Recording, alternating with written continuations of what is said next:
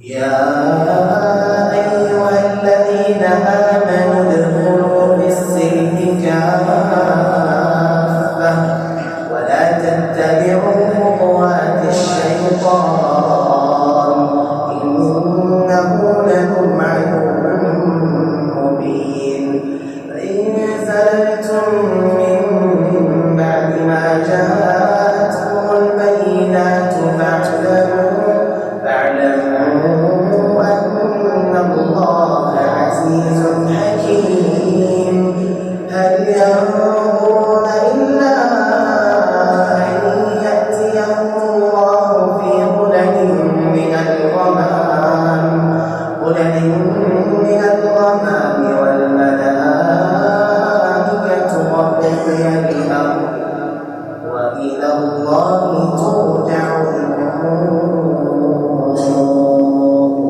سل بني إسرائيل كم آتيناهم من آية